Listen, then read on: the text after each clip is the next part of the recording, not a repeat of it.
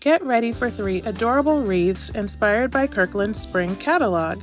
They have all the charm you'd expect from Kirkland's, but made with Dollar Tree items at a fraction of the price. And as always, DIY treats. Welcome to my channel, Craft, Eat, Repeat.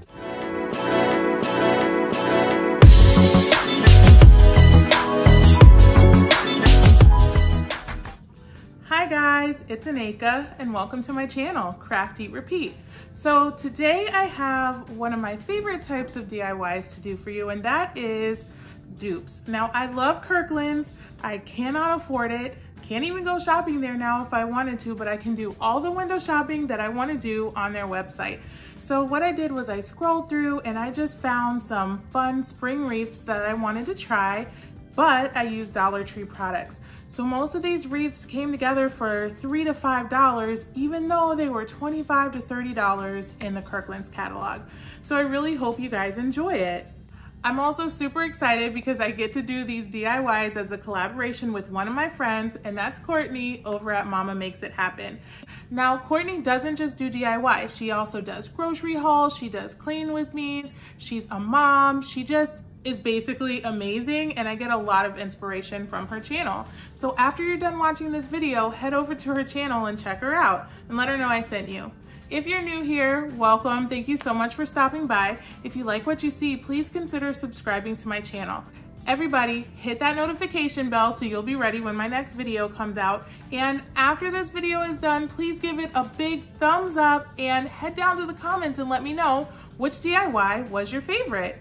Okay guys, it's time to craft. So we're going to start with this Hello Spring sign that I saw in the Kirkland's catalog. I love the flowers and the wire, but I did not like the price. I figured I could make these out of Dollar Tree items. So I'm going to start out with this splatter screen that I got from Dollar Tree. I'm just going to remove the handle with a screwdriver, and now I have this circular wire that's perfect for this wreath. Now, I didn't want this to be this gray metal color, so I'm just giving it a very light coat of chalk paint all over, making sure to get the edges with an even distribution of chalk paint. The inspiration piece was gold, but I decided I wanted my base to be white because I got these words from the Dollar Tree. They say Happy Easter, and there was also one that said blessings inside. I knew that I wanted them to be my favorite color, which is this celery green, so I decided that white would be a beautiful backdrop for that. So I'm going to take my words, paint them with the green chalk paint, and then I'm just going to hot glue them right onto my splatter screen.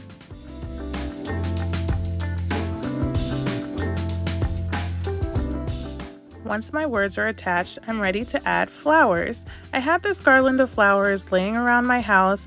I have used them in a few different decorations around my house as a garland, but today I'm just going to snip the flowers right off so that I can glue them onto the splatter screen.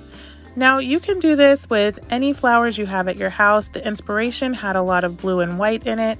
I love the celery green color that I painted these letters along with these bright pinks and yellows for spring and the green leaves that are on them. So this is the combination of colors that I decided to go with.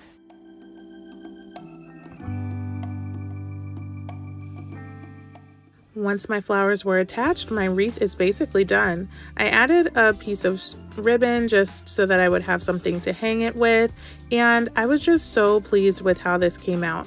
The splatter screen cost me $1, the words cost me $1, and these were flowers that I already had around my house.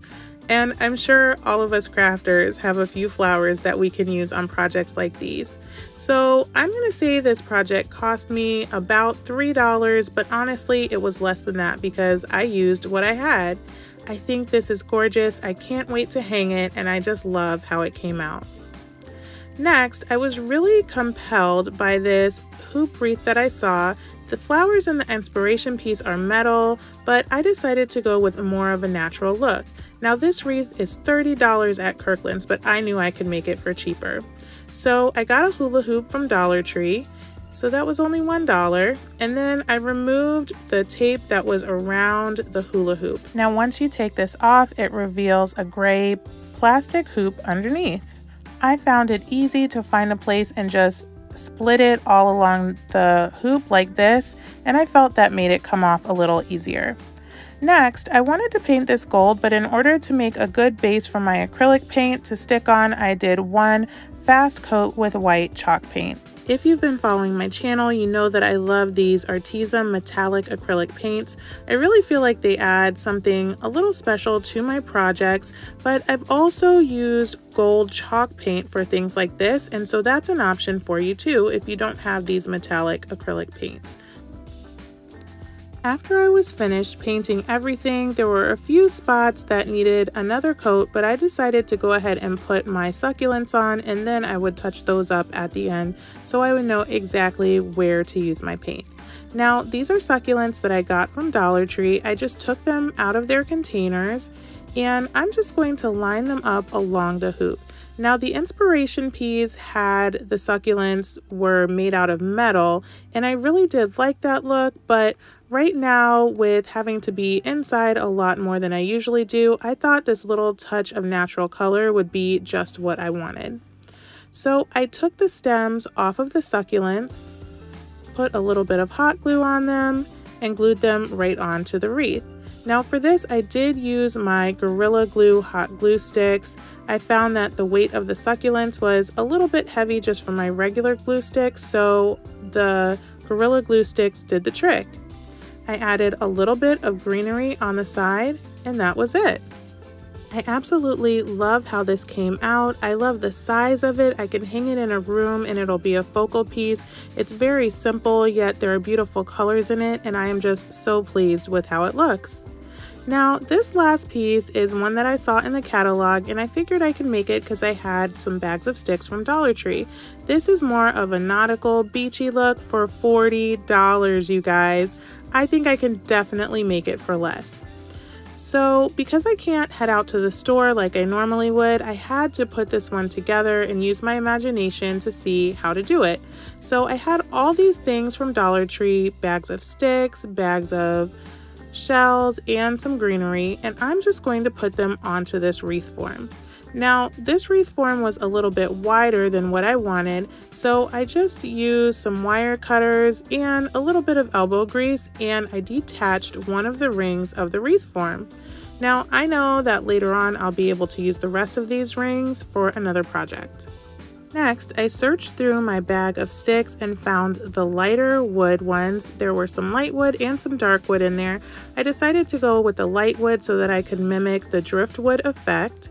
And I turned my ring over and hot glued one layer of wood pieces all the way along my wreath form. I found it easiest to hot glue the back of it, and I put a lot of hot glue to hold this first layer on there because I only had one thin wire. Now, if you want to make this thicker and you have the ability to go to the store and get some extra bags of wood, you can actually use 2 rings, and that would be really cute too. I was in a situation where I had to use what I had at home, so I decided to do it this way. Once I had my first layer of wood pieces on, I just turned the whole thing over and came along, and in a zigzag pattern, I put more pieces of wood all over my wreath. Now, the thing I love about this is that these are not driftwood pieces, but I think it gives it that beachy effect even without the driftwood. I did look online to see if I could find some driftwood at a reasonable price, but it was all really expensive, and I think that these Dollar Tree bags of wood are a really good solution if you're looking for that beachy feel in your house. Now that I've got my wood pieces laid out, I'm going to use a few different types of greenery that I have at home along with some seashells that came from Dollar Tree. So I'm just going to take these pieces and glue them all over my wreath in various positions to give it that beach feel.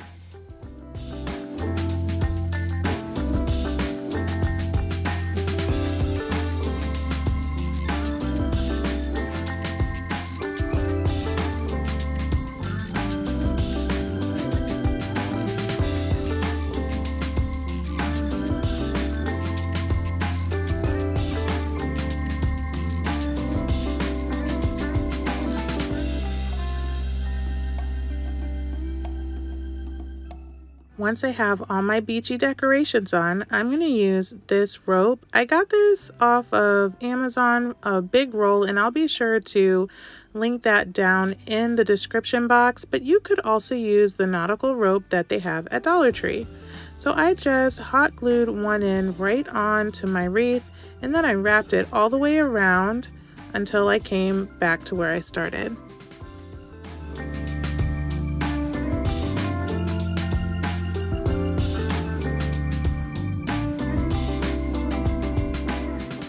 Once I got to the end, I hot glued the back together, and then I was ready to make a bow out of my nautical rope to go on the front of my wreath.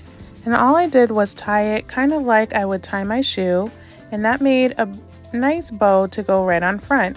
As you guys know, I struggle to make bows, but this is the type of bow that I can do anytime. I wrapped an extra piece of rope right around the middle just to make it a little more pretty, and then I was ready to attach it to my wreath.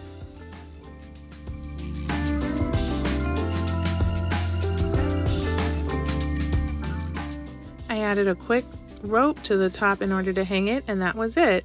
Now, I don't have a beach theme in my house, but I absolutely love how this came out. Instead of $30, it only cost me about $6 to $7 depending on what you already have in your house. Okay, I can't decide which one is my favorite between the Hello Easter wreath and the succulent wreath. Those two I absolutely love. Can't wait to find a place for them to go in my house and just brighten my day a little bit each time I walk past them. Head down to the comments and let me know which one is your favorite. So because today's DIYs are all inspired by wreaths, I was thinking a lot about flowers, and as you guys know, I love color and just brightness and springtime in my life, so I decided to try and make a chocolate flower. Now this is the first time that I've made it. It could definitely look better if I practiced, but I am super proud of it, and you guys, it was so delicious. So I hope you enjoy it. Okay, it's time to eat. I'm going to use these candy melts. They said they were color burst, and I thought that would be a fun touch of color. So I'm going to take them and melt them per the instructions on the bag. Now I'm going to use 6 large, 5 medium, and 5 small plastic spoons. You can do a few extra if you want, just in case some of them break. I'm going to get a sheet pan and line it with some wax or parchment paper. Now all I need to do is dip the back of my spoon into my melted candy melts. I'm going to drag my finger along the outside edge to round out the melted chocolate so that when my petals come off, they look round like a flower petal. I'm just going to continue doing this for all of the spoons that I have.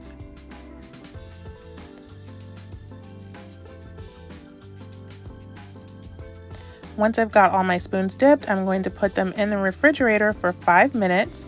When they come out, they should be hardened, and I'm going to do a second coat of the dip. I'm going to drag my finger around, give it a little tap in case you need to smooth out that chocolate on top, and pop them back in the fridge for 5 minutes. Now they should be nice and thick and ready to come off of the spoon. They should come right off. Of course, if one melts, if you made extra, you'll be able to use that. I also found if there was a jagged edge, I could rub my finger on it and the heat of my finger would smooth it out a little bit.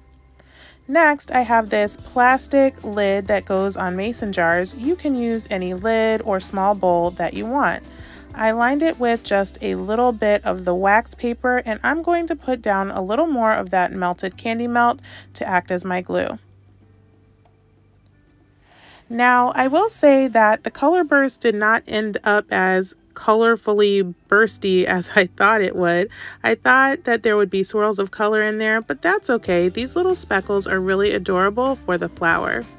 Now I'm just going to line, starting with my large petals. I'm going to go all the way around in a circle, putting them in my melted chocolate. Next, I'm going to put another layer of the melted chocolate right in the middle and put my medium petals right on the inside.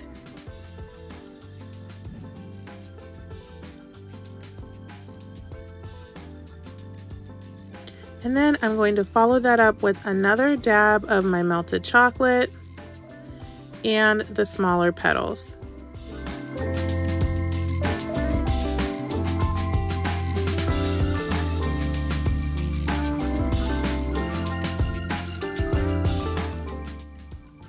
I was only able to fit 3 in when I thought maybe I could do 5, but I thought this looked just fine. I'm going to put one last dab of chocolate right in the middle and fill it with these tiny little sprinkles to be the middle of my flower. You can use something like a toothpick or a cake tester to make sure that your flower looks exactly the way you want it to. I love how this came out. It looks so elegant and beautiful. You could serve this as is, or you could put it on top of a cupcake or anything that you want to decorate. And even though the colors didn't come out the way I expected, it reminds me a lot about life right now in this day and age. It doesn't look exactly how I thought it would, but it is still so sweet. I hope you enjoyed today's DIYs as much as I enjoyed making them. Don't forget to visit my friend Courtney's channel over at Mama Makes It Happen. I'll leave her link down in the description box. Thank you so much for watching. Please be sure to give this video a thumbs up and leave me a comment. And I'll see you next time when we repeat it all again.